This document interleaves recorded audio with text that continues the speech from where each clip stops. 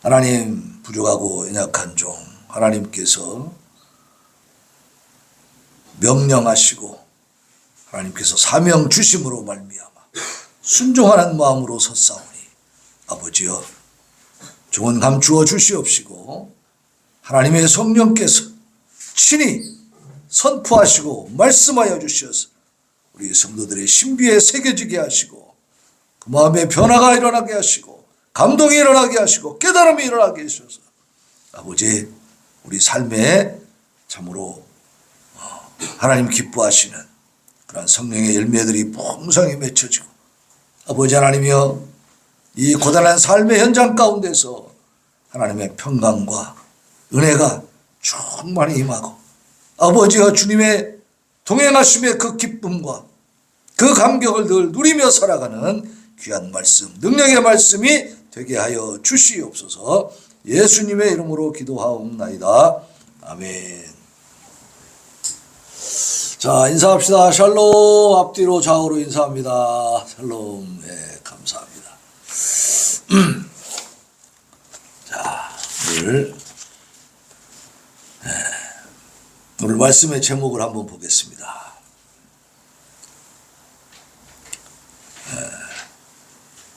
말씀의 제목은 시작, 그리스도의 통치와 심판.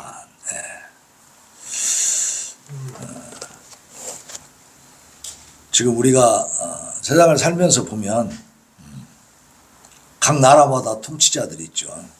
대통령이 있고 뭐 총리가 있고 뭐 그렇게 돼 있어요.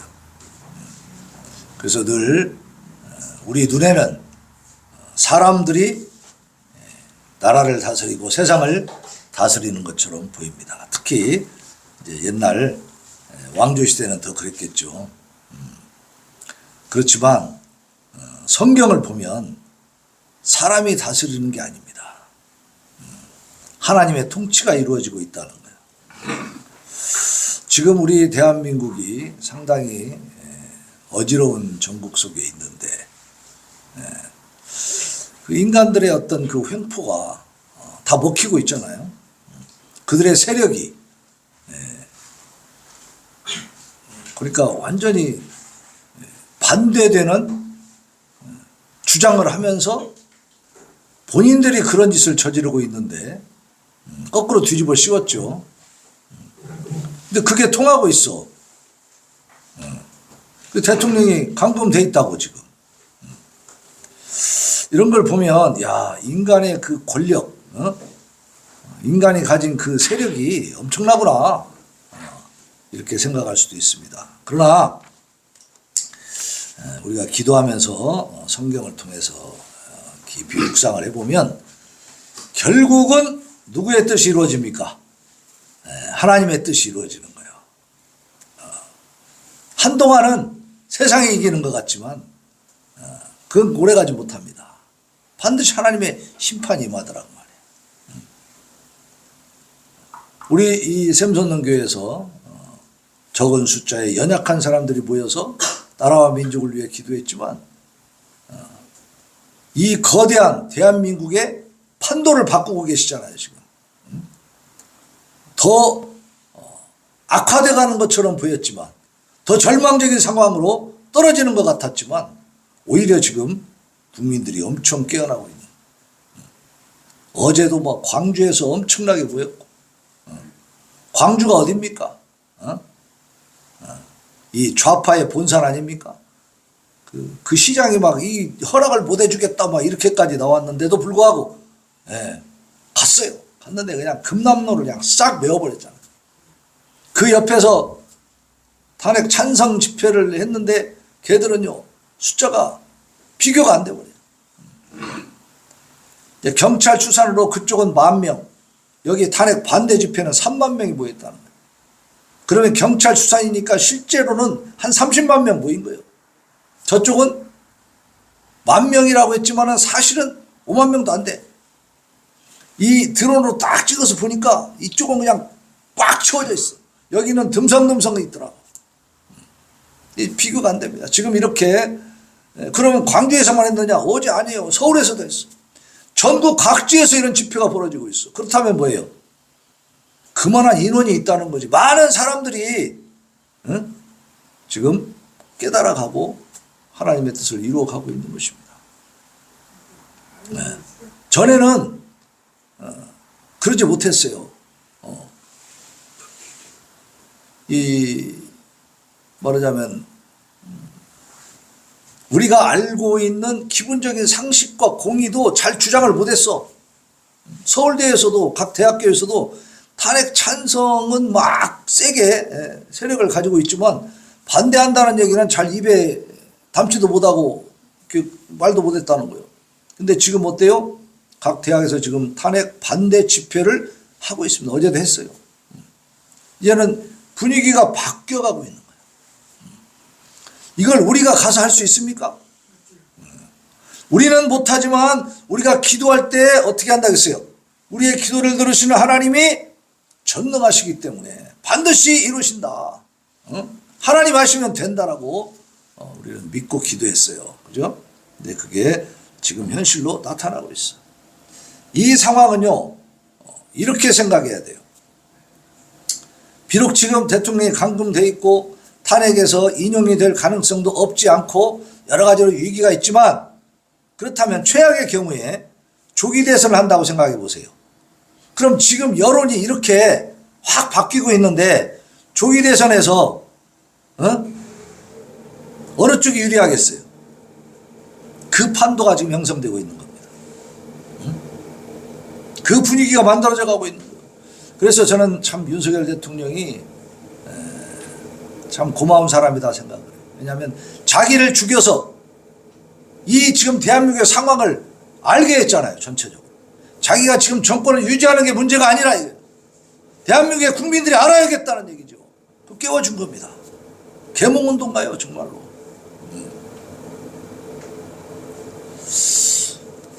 자, 오늘 이 시편 110편의 말씀을 보면 이게 이제 메시아 예언시에 속하는 것인데, 이게 1000년 정도 전에 다윗이 쓴 시 아닙니까? 예수님 오시기 1000년 전에. 근데 이런 시를 씀으로써 이게 뭐예요? 예수님이 오신다는 것을 거의 직접적으로 예언해 주고 있단 말이에요. 그러니까 우리가 기도할 때 눈에 보이지 않지만 하나님이 분명히 이렇게 이루어 가시는 것을 보는 것처럼, 성경을 통해서 보면 이 인류의 역사, 이 우주의 역사가 하나님의 손에 달려 있다는 사실을 우리가 깨달을 수가 있습니다. 그래서 이 시편 110편은 시편 전체 150편 전체에 수록된 그 시 중에 메시아 예언시에 속하는데 그게 한 7편 정도 됩니다. 2편, 16편, 22편, 24편, 45편, 72편, 110편 그래. 그러니까 그 메시아 예언시 중에서는 마지막에 나와 있는 시입니다. 이 110편은 예수 그리스도뿐 아니라 사도들에 의해서 이렇게 많이 인용이 됐어요. 그래서 예수께서 인성과 신성을 동시에 지니신 메시아의 심을 입증하기 위해서 신약에서도 많이 인용이 된 그런 시가 오늘 이 110편입니다. 이게 유명한 시죠. 메시아 예언시 하면 시편 110편이다. 이렇게. 여러분 유명한 거 알아요? 처음 들어요? 유명했습니다. 유명한 시입니다. 기억하시기 바랍니다.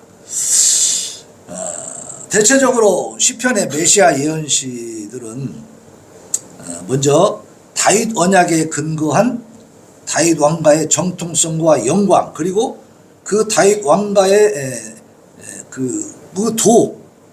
다윗 왕가가 가야 하는 그 도에 대한 전 열방의 순종, 그러니까 다윗 왕가가 행해야 될 도가 있는데 그것은 전 열방 모든 민족이 다 행해야 되고 순종해야 된다는 그 당위성, 이것을 제시해 주고 있어요.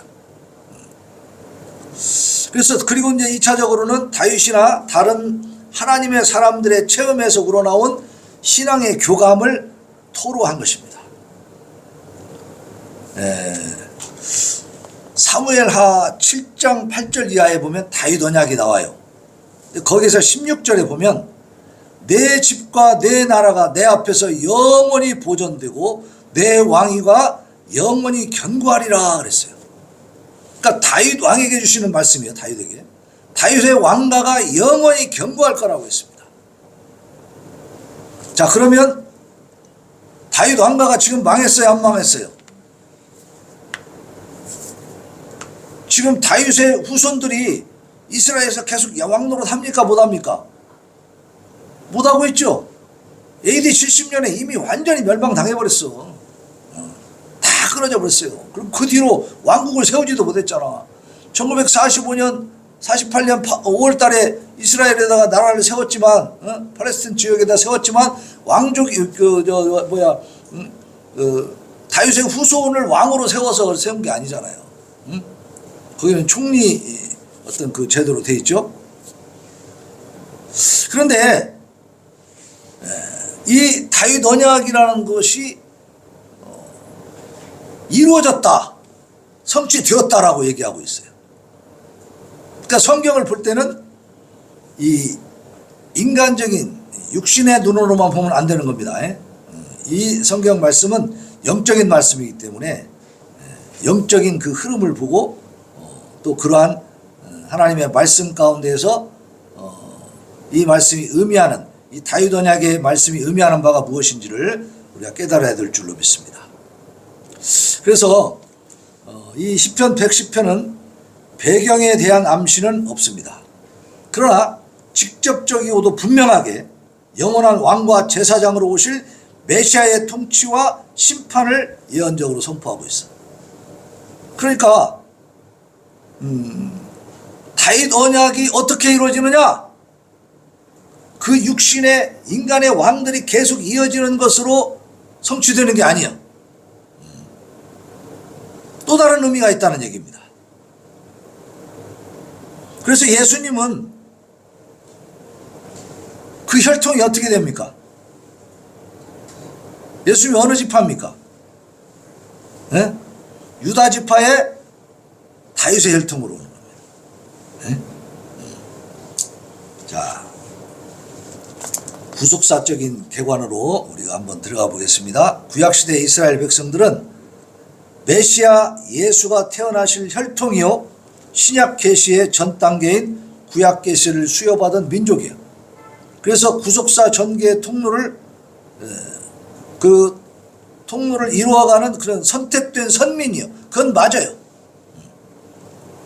그리고 다윗 왕가는 선민 이스라엘 위에 세워진 영원한 왕가입니다.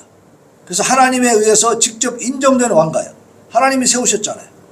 또 메시아 그리스도에 의해서만 성취될 다윗 언약을 수여받은 왕가예요. 그러니까 이 다윗 언약으로 내 왕위가 견고히 영원히 서리라고 말씀하신 그 말씀은 그 다윗의 혈통을 이은 그 인간의 왕만을 이야기하는 게 아니고 뛰어넘어서 영적으로 메시아에 의한 왕국을 얘기하고 있다고 말이에요. 그래서 다윗 왕가는 우리 주 예수 그리스도가 영원한 하늘나라에서 시행할 통치를 예표하는 가문입니다. 그래서 지금도 이스라엘 사람들은 자기의 조상들 중에 최고의 왕을 누구로 꼽습니까? 다윗 왕으로 꼽아요.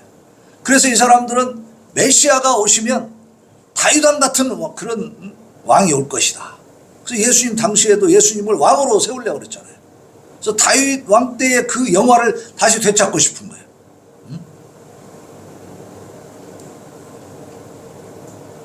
그러나 그 다윗 왕이 다스릴 때 그 나라가 전부가 아니야. 그게 끝이 아니야. 그것은 예수 그리스도가 통치하실 영원한 하나님 나라의 예표에 불과한 겁니다. 그래서 다윗 왕가의 혈통으로 유일무이한 궁극적 왕으로 오시는 분은 누구냐? 메시아 예수다. 그래서 이 예수님은 이미 성자였습니다. 성자. 거룩한 아들, God the Son이다. 하나님이 지으신 전 우주에 대한 주권을 우리 예수님은 갖고 계시죠. 하나님이 태초에 세우신 인간 구속의 법에 순종하셨습니다. 죄의 삭은 뭐예요? 사망이에요. 그 법을 완성시키신 분이죠. 그죠? 예수님이 겟세마네 동산에서 마지막 기도할 때에도 아버지여 이 잔을 내게서 물릴 수만 있으면 물려주세요. 하나님은 다 아버지는 다 할 수 있지 않습니까? 예수님 뭘 알았던 거예요? 당신이 인간의 죄값을 치러주는 희생양이 되어야 된다는 사실을 알고 계신 거죠. 그러니까 이 성경을 통하지 않고는 그 예수님의 죽음에 대해서 십자가 그 형틀에서 죽어간 그 사형틀에서 사형당한 그 상황의 사실에 대해서 우리가 제대로 이해할 수가 없어요. 아무것도 알 수 없습니다. 사실 성경을 통하지 않으면 우리하고 관계도 없어요. 그죠? 우리 민족도 아니에요. 2000년 전에 이스라엘의 어느 예루살렘이라는 도시 근처에서 십자가형으로, 그 당시에 로마 시대니까 로마의 그 빌라도 총독이 허락을 해준 거잖아요. 사형시키라 그러면. 그래서 그냥 사형당한 사람이에요. 근데 성경을 통해서 보면 이 십자가의 예수님의 죽음이라고 하는 것은 보통 문제가 아닙니다. 그냥 넘어갈 수 있는 문제가 아니에요. 우리하고 너무너무 밀접한 관계가 있는 죽음이었다는 사실이에요. 그래서 호세아 선지자가 그랬잖아요. 이 백성이 지식이 없어서 망한다. 하나님에 관한 지식이 없어서 망한다. 오늘 말씀을 통해서 우리 하나님이 얼마나 인간 사이에 깊이 관여하고 계신가를 깨달을 수 있기를 바랍니다. 멀리 계신 분이 아니에요. 막연한 분이 아닙니다. 구체적이고 세심하게 우리와 함께 하시는 분.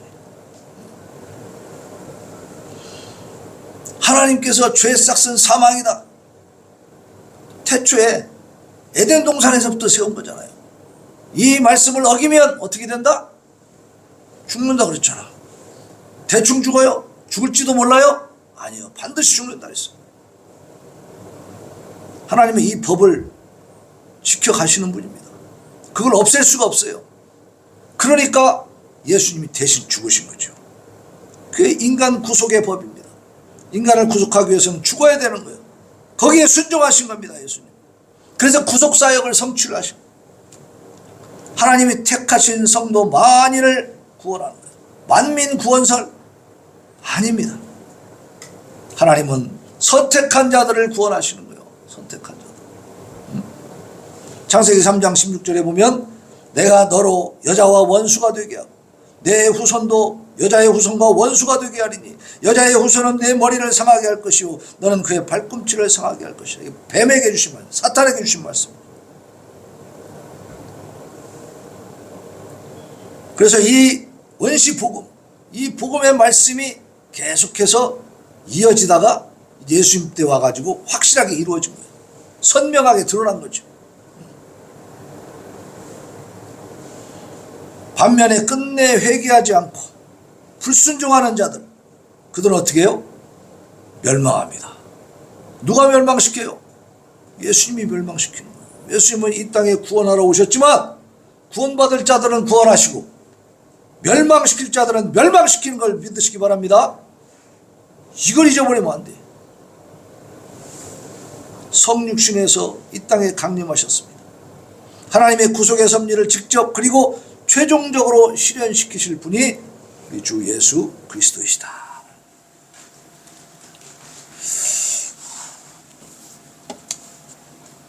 자, 예수님이 십자가에 죽으실 때 사탄은 자기가 이겼다고 착각했어요. 근데 그게 궁극적인 사탄의 승리가 된 게 아니죠. 그냥 예수님은 죽으셨으니까 끝난 줄 알았는데 사흘 만에 어떻게 했어요? 부활하신 거예요. 그러니까 결국 사탄은 예수님의 발 뒤꿈치나 상하게 한 것밖에 안 돼. 그러나 예수님이 부활하심으로 말미암아 이제 죽으시고 부활하시다 보니까 사탄의 권세가 완전히 무너져 버린 거죠. 이 예수님의 십자가의 사건이 없었다면 우리는 지금도 세상에서 헤매고 있어야 됩니다. 의미 없는 삶, 방황하는 삶을 살 수밖에 없어요.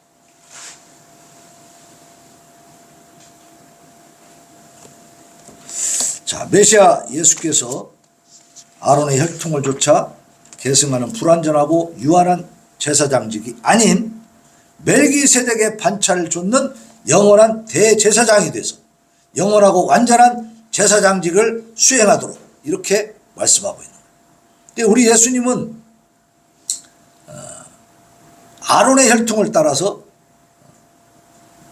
불완전하고 유한한 제사장이 아니다 이 말이에요. 예수님도 제사장직을 수행하시는데 그 서열이 달라. 근데 아론의 후손들, 그때 당시에 이제 출애굽하고 나서 하나님이 모세를 통해 가지고 아론을 제사장으로 세워라. 그리고 그 혈통 아론의 후손을 통해서 제사장직을 이어가도록 해라. 법을 만들어 주셨어요. 그런데 그 제사장들은 완전합니까? 불완전합니까? 불완전하지. 그 짐승을 잡아 드리는 제사도 완전합니까? 불완전합니까? 불완전해. 그러니까 반복적으로 드려야 되는 거야. 응? 그런데 예수님은 어때요? 완전하신 분이다. 그리고 영원한 대제사장. 그러니까 이 인간 제사장들은 불완전하기 때문에 자꾸 대를 이어서 제사장이 바뀌어야 돼. 그죠? 그렇지만 우리 예수님은 대제사장직에 딱 등극하고서 그 뒤로 바뀝니까? 안 바뀝니까? 안 바뀌는 거예요. 영원한 대제사장. 그가 영원한 대제사장으로서 십자가에서 스스로 제물이 됐어요. 인간 제사장들은 다른 동물을 짐승을 갖다가 바쳐서 제사를 드렸잖아요. 근데 예수님은 당신 자신이 제물이 된 거야. 스스로 제물이 됐어. 그렇기 때문에 단번에 이 제사로 끝나버리는 겁니다. 다른 이 동물들은 반복적으로 드려야 되지만 예수님은 스스로 제물이 되셨다. 그 예수님이 어떤 분이기 때문에 단번에 제사가 가능하죠? 자, 인간의 죄를 대신하려면 인간이어야 됩니까? 사람이어야 됩니까? 신이어야 됩니까? 인간, 사람이어야 돼. 사람의 죄를 대신하려면 사람이야지. 예수님은 온전한 사람이셨다 이 말이에요. 근데 그 사람이 죄가 있어. 자기 죄가 있다. 그러면 그 사람이 다른 사람 죄를 대신할 수 있어요? 없어요? 없어요. 모든 인류는 다 죄를 갖고 있어. 어떤 죄입니까? 아담으로부터 오는 원죄가 있습니다. 아담 이후에 모든 인류는 다 죄악 가운데 태어나는 거예요. 왜 그렇습니까? 아담이 인류의 대표니까. 아담의 허리 속에 우리는 다 있었다 그 말이에요. 그래서 아담의 죄로 인해서 이제 인간은 완전히 부패해버린 겁니다. 타락한 거. 그래서 인간들 속에는 아무리 훌륭한 현자요, 성자요, 막 훌륭한 사람들이 이렇게 우리가 이렇게 추앙하는 사람들이 있다 할지라도 사실상 그 속에 들어가 보면 인간의 더러움이 있습니까? 없습니까? 있어요. 완전할 수 없는 게 인간이다. 그러니까 어떤 현인도 어떤 성자도 인간의 죄를 대신할 수 없다는 사실이죠. 그러나 예수님은 그런 원죄가 없다. 그걸 어디서 볼 수 있습니까? 무엇이 다릅니까, 예수님? 네? 이 땅에 올 때 어떻게 오셨어요? 네?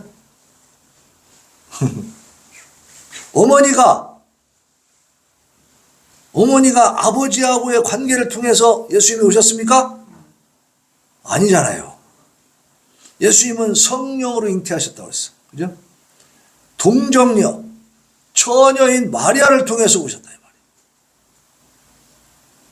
자, 이 부분이 굉장히 중요합니다. 부정모혈, 부모의 관계를 통해서 태어난 모든 사람들은 아담의 그 원죄를 갖고 태어날 수밖에 없어. 그러나 예수님은 어떻게 오셨다고요? 그걸 비켜가셨습니다.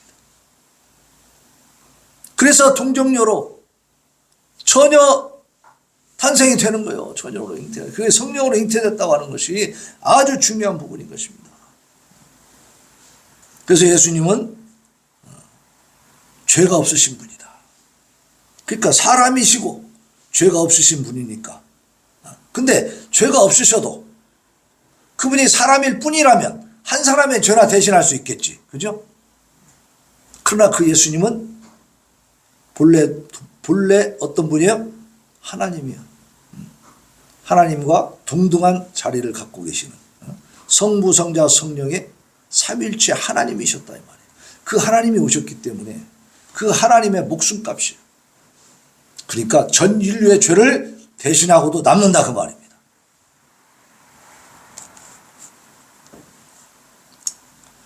자, 우리 예수님은 영원한 대제사장으로 십자가에서 스스로 제물이 되어서 그래서 단번에 제사가 가능한 거예요. 하나님께 제사를 드려서 구속사역을 완수하셨어. 완성하셨기 때문에 예수님 이후로는 짐승의 제사가 필요합니까? 필요 없습니까? 필요 없는 거예요 이제. 우리는 그래서 아까도 회개기도 드렸지만 회개합니다. 잘못했습니다. 다 구하고 나서 예수님의 이름으로 기도하면 되는 거예요. 예수님의 보혈의 피가 우리를 사해 주시기 때문에 예수님이 대신 제물이 되어주시니까. 근데 유대인들 지금 이스라엘 사람들 그 사람들은 지금 예수님 안 믿죠? 유대교를 믿는 사람들은 지금도 짐승 제사를 드린다는 거예요. 옛날에 양이나 염소, 소 이런 걸 비둘기 같은 거 잡아서 드렸는데 요즘은요 닭을 잡아서도 드린대. 닭 잡아가지고 닭을 잡아서 피를 빼고 막 그러면서 제사를 드리고 있다고 하더라고. 그러니까 아직까지도 복음을 깨닫지 못한 거죠. 바울 사도가 얘기한 것처럼 그 이스라엘 사람들이 그 눈이 어두워져 있는 거예요 지금도. 그러나 때가 되면 다 회개하고 깨닫게 될 줄로 믿습니다. 네. 자, 부활 승천에서 주의 보좌 우편에 왕노릇하시죠. 이제 예수님은 구속사역을 완수하시고 부활하시고 승천하셨습니다. 그래서 주님의 하나님의 보좌 우편에 계시죠. 종국적으로 주의 날에 임하는 거죠. 그때 사탄의 세력을 완전히 징벌하시고 하나님의 택한 모든 그 자들을 구원하시는 거예요. 그들 위해 영원히 왕으로서 통치하실 것을 이 시편 110편은 장엄하게 예언하고 있습니다. 이런 메시아에 대한 예언은 우리 주 예수께서 초림하셔서 십자가 구속을 통해 택한 백성을 구원하시고 부활 승천하셔서 하늘 보좌 우편에 앉으심으로써 1차적으로 성취가 됐어. 그러나 아직까지 완성은 되지 않았습니다. 지금 진행 중에 있죠. 그래서 히브리서 12장 2절에 보면 믿음의 주요 또 온전하게 하시는 이 예수를 바라보라. 예수를 바라보자. 그는 그 앞에 있는 기쁨을 위하여 십자가를 참으사 부끄러움을 개의치 아니하시더니 하나님 보좌 우편에 앉으셨느니라. 십자가 뒤에 있는 기쁨과 그 영광을 보신 거죠. 우리 성도들도 우리의 삶의 뒤에 이 고단한 삶의 뒤에 분명히 약속되어 있는 하나님의 영광을 보시기를 바랍니다. 그래서 우리는 힘있게 나아가는 거예요. 어렵고 힘들어도 극복하고 이겨나갈 수 있는 힘이 있는 거죠. 자, 1절로 3절에 보면 왕으로 오실 메시아, 왕으로 오셔서 통치하실 예수 그리스도에 대해서 묘사하고 있습니다. 1절로 3절 한번 다시 읽어봅시다. 시작.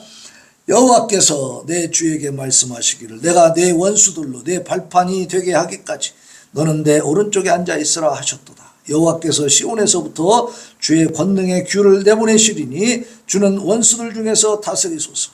주의 권능의 날에 주의 백성이 거룩한 옷을 입고 즐거이 헌신하니 새벽 이슬 같은 주의 청년들이 죽게 나오는도다. 네. 너무나 기쁘고 가슴 벅찬 내용들이 나오지 않습니까? 여호와께서 내 주에게 말씀하시기를. 이거는 마태복음 27장에서 예수님이 또한 인용한 말씀이죠. 예수께서 이 구절을 인용해서 자신이 바로 다윗이 예언한 그리스도다 라고 말씀하시는 거예요. 자, 그리고 이제 1절에 보면 내 발판이 되게 한다. 예수님이 내가 내 원수들로 내 발판이 되게 하기까지라고 하는 거예요. 전에 이제 개역 한글판에서는 발등상이라고 했는데 발판이라고 하는 거예요. 이게 뭐냐면 왕이나 귀족들이 의자에 앉을 때 발을 올려놓던 놓던 그 발판이야. 그러니까 원수들이 뭐가 되는 거예요? 예수님 밑에 발판이 돼. 예수님한테 밟힌다고 말이지. 예? 예. 근동의 그 정복자들은 대개 패전국 왕의 그 몸통이나 목을 발로 밟고 서는 것이 그게 이제 승리의 표시였어요. 그러니까 사탄을 악한 세력을 발로 밟아버려. 원수들을 밟아버린다. 그때까지 너는 내 오른쪽에 앉아있으라 그랬잖아. 그러니까 우리 예수님을 성부 하나님의 오른편에 세우시는 그런 내용이죠. 그리고 이제 3절에 보면 새벽 이슬 같은 주의 청년이라고 하는 거예요. 자, 이 구절이 굉장히 유명한 구절이에요. 찬양으로도 나와 있어. 그런데 이 구절을 우리가 들을 때마다 청년들하고 관계가 있구나. 우리는 나이가 많으니까 관계가 없겠네. 이런 생각을 할 수 있어. 예? 하나님은 이제 청년들만 좋아하나 봐. 이런 생각을 할 수 있죠. 근데요, 여기서 주의 청년은 그리스도 안에서 새롭게 태어난 성도들을 말하는 거예요. 예수 그리스도를 믿고 그리고 구원받는 그 순간부터 우리는 청년이 되는 겁니다. 새로운 태어남이잖아. 그죠? 그러니까 실망하지 마시고 주의 청년이 바로 누구다? 나다. 나. 자, 보세요. 영적으로 다시 태어난 거듭난 사람이 늙습니까? 안 늙습니까? 이 사람은 안 늙는 거요. 우리의 겉사람이 후패하고 늙어가는 거지. 이 영적으로 다시 태어난 새로운 피조물인 우리는 안 늙습니다. 그래서 겉사람은 후패하나 어때요? 겉사람은 낡아지나 어때요? 속사람은 날로 새로워진다. 날로 새로워진다. 그래서 저도 나이가 들어가면서 이 하나님의 이 약속의 말씀에 대한 감동이 더 새롭게 다가오더라고. 그러니까 막 날아갈 것 같아 그냥 기분이. 몸은 그렇게 못하겠지만 이 심정, 우리의 영적인 세계는 더욱더 활기차게 바뀌어지는 거예요. 그래서 그리스도 안에서 변화받은 하나님의 백성이 새벽 이슬처럼 영롱하고 순수하며 헤아릴 수 없을 만큼 많은 그러한 하나님의 백성들이 이제 하나님 앞으로 나아간다 그런 얘기입니다. 그리고 이제 4절에 보면 4절 같이 읽읍시다. 4절 시작. 여호와는 맹세하고 변하지 아니하시리라. 이르시기를 너는 멜기세덱의 서열을 따라 영원한 제사장이라 하셨도다.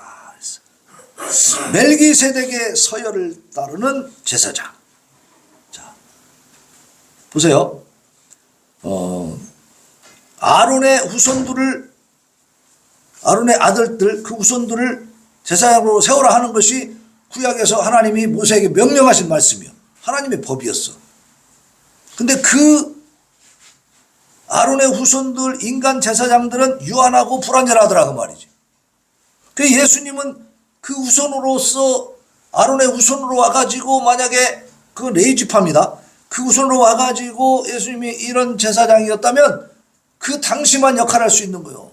영원한 제사장이 될 수 없습니다. 그러니까 하나님이 이 예수님은 제사장으로 세우되 인간 제사장이 아니고 영원한 대제사장 바로 멜기세덱을 통해서 이어받은 멜기세덱의 그 반열에 그 서열에 있는 제사장으로 세우셨다라고 말씀하는 거예요. 자, 이 제사장을 세울 때에도 예수님은 영원한 제사장이라고 했잖아요. 영원한. 그죠? 그 하나님은 영원하신 하나님이기 때문에 그래요. 여호와는 맹세하고 변하지 아니하시리라. 한 번 말씀하신 것은 어때요? 변해 안 변해요? 변하지 않는다. 시인은 그리스도께서 왕과 제사장을 겸하리라고 하는 하나님의 계시가 변한다 변하지 않는다? 결코 변하지 않을 것이고 반드시 성취된다는 사실을 확신하고 있어요. 민수기 23장 19절에 보면 하나님은 사람이 아니시니 거짓말을 하지 않으시고 인생이 아니시니 후회가 없으시도다. 그 말씀하신 말 어찌 그 말씀하신 말을 행하지 않으시며 하신 말씀을 실행하지 않으시랴. 그러니까 하나님은 변치 않는 분이기 때문에 우리가 믿어도 돼요 안 돼요? 믿어도 돼. 걱정할 거 없어. 세상에 어떤 사람도 어떤 물질도 어떤 권력도 무엇도 다 믿을 수가 없습니다. 늘상 그것은 흔들리고 변하기 때문에. 그러나 하나님은 어때요? 변치 않으시기 때문에 그 말씀을 완전히 믿고 가도 된다고 말해요. 응? 완전히 믿고. 부부간에도 다 믿을 수 있어요, 없어요? 믿을 수 없어요.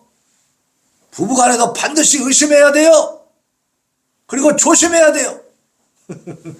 응? 왜 그러냐? 서로 오해가 생길 수 있기 때문에. 응? 알겠습니까? 대화의 의사소통이, 커뮤니케이션이 이렇게 쉽게 되지 않아. 내 마음하고 똑같은 줄 알지만 전혀 아닙니다. 그러니까 잘 이렇게 소통을 해야 돼. 그러나 하나님은 변치 않는 분이기 때문에 말씀을 통해서 내가 깨닫고 믿었으면 그대로 가도 됩니다. 더 이상 타진하지 않아도 돼. 이거 사실 맞아요? 다시 확인해 볼까? 이렇게 안 해도 된다고 말이에요. 자, 멜기세덱은 누구냐? 창세기 14장에 나오는 사람인데 살렘의 왕으로서 지극히 높으신 하나님의 거룩한 제사장이라고 그렇게 기록이 되어 있습니다. 그는 시작과 끝이 알려지지 않아 신비로운 사람이에요. 이 사람은요, 아브라함이 전쟁에 승리하고 돌아왔을 때에 이 하나님의 이름으로 아브라함을 축복을 해줬어요. 그래서 이 아브라함이 최초로 그 살렘 왕에게 11조를 바칩니다. 하나님의 비밀이요, 비밀. 이 멜기세덱도 아주 신비한 존재로 등장하는데 예수님이 바로 그 반열을 따른, 그 서열을 따른 바로 제사장이다라는 얘기입니다. 그래서 이 살렘 왕이었던 이 멜기세덱은 모세 율법이 제정되기 전에 한 700여 년 전에 이미 제사장으로 있었던 사람. 그러니까 그 반열을, 그 서열을 따라서 예수님이 영원한 대제사장으로 세워주시는 겁니다. 자, 5절로 7절에 보면 심판주로서의 메시아를 지금 말씀하고 있어요. 열방을 판단하실 심판주. 여러분 꼭 기억해야 될 것이 뭐예요? 하나님은 사랑의 하나님이시고 또 어떤 하나님? 심판의 하나님. 놓치면 안 됩니다. 지금은 어떤 시대가 됐어요? 사랑의 하나님만 강조하는 시대가 됐어요. 하나님 두려운 줄을 몰라. 하나님 두려운 줄을 몰라요. 그러니까 죄 가운데 살면서도 사랑만 주장하고 있어. 그러니까 분별력을 잃어버리는 거예요. 그래서 상대주의가 판을 치는 겁니다. 절대적 진리가 전부 부정되고 있잖아요. 그것은 하나님이 기뻐하지 않습니다. 우리는 세상 풍조를 따라가야 돼요? 따라가지 말아야 돼요? 세상 풍조를 따르면 안 되는 거예요. 자, 5절로 7절 여기 한번 같이 읽어봅니다. 시작. 주의 오른쪽에 계신 주께서 그의 노하시는 날에 왕들을 쳐서 깨뜨리실 것이라. 문나라를 심판하여 시체로 가득하게 하시고 여러 나라의 머리를 쳐서 깨뜨리시며 길가의 시냇물을 마심으로 그의 머리를 트시리로다. 하나님이 세상의 왕들을 그냥 간단하게 깨뜨린다고 했으니까 겁낼 거 있어요, 없어요? 겁내지 마시기 바랍니다. 자, 오늘 110편에 나타난 그리스도에 대한 예언은 예수 그리스도의 초림을 통해서 부분적으로 성취가 됐죠. 그리고 그분의 재림을 통해 완전히 성취될 것입니다.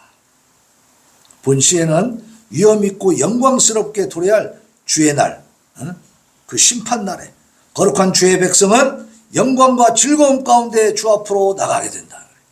새벽 이슬 같은 주의 청년들이 나온다 그랬잖아요. 우리는 새벽 이슬 같은 주의 청년인 줄로 믿으시기 바랍니다. 나이에 관계가 없어. 예수 그리스도로 그 복음으로 거듭난 사람들은 청년이야 다. 자, 우리가 부활할 때 육신이 부활한다 그랬죠? 그러면 부활할 때 80세 90세 돼서 죽은 사람들은 90세로 그렇게 부활할까요? 그 연약하고 힘든 몸으로, 병약한 몸으로 그래갖고 영원히 살아? 아이고 힘들어. 안 사는 게 낫죠? 어떻게 부활합니까? 청년 때 가장 멋있는 모습으로 활기차게 부활할 것을 믿으시기 바랍니다. 그리고 이제 영화로운 몸으로 변화되는 거니까 피로감이나 뭐 감기나 이런 게 없지. 그러한 영원한 부활의 영광, 그것도 우리에게 약속된 바입니다. 세상의 모든 악한 세력들은 주의 분노로 인해서 진멸되고 말 것입니다.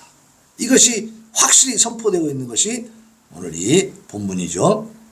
그러므로 하나님은 이 예언을 통해서 우리 모든 성도들에게 주의 날 심판날에 대한 보다 분명하고 확고한 소망을 가질 수 있게 해줍니다. 그러니까 우리가 신앙생활 해나갈 때 결코 방황하지 말고 갈등하지 말고 하나님의 약속의 말씀이 이루어진다는 사실, 그리고 지금도 다스리고 계시고 때를 기다리고 계신다는 사실. 그래서 우리 성도들은 이제 흔들림 없는 믿음을 가지고 경건 생활에 힘써야 될 줄로 믿습니다. 그리고 그렇게 또 다짐하고 결단하면서 하나님 앞에 충성을 다하고 헌신하고 그리고 하나님께 소망을 두고 그리고 우리가 최후의 승자가 될 것을 확실히 믿으면서 오늘도 예수님의 이름으로 여러분들이 승리하게 되기를 축원합니다. 자, 우리 549장 찬송 하나님 앞에 올려드리고 다짐과 결단의 기도 하나님 앞에 올려드립시다.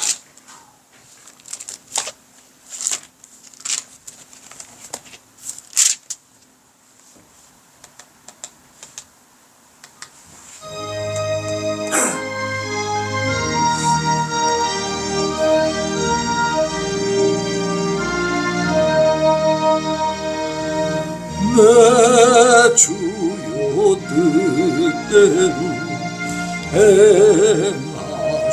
행하시옵소서. 번번과 영원을 다 주께 드리니 이 세상 고라다 주인 인도하시고 날 주관하셔서 뜻대로 하소서. 내 주여 뜻대로 행하시옵소서. 큰 근심 중에도 낙심케 마소서. 주님도 때로는 울기도 하셨네. 날 주관하셔서 뜻대로 하소서. 내 주여 뜻대로 행하시옵소서. 내 모든 일들을 다 주께 맡기고 저 천성 향하여 고요히 가리니 살든지 죽든지 뜻대로 하소서. 이 시간에 하나님 앞에 기도합니다. 하나님, 우리 주님이 오셔서 지금도 통치하고 또 심판하실 것이니 이제 하나님께만 충성하며 헌신하게 하옵소서. 부르짖어 기도합니다. 주여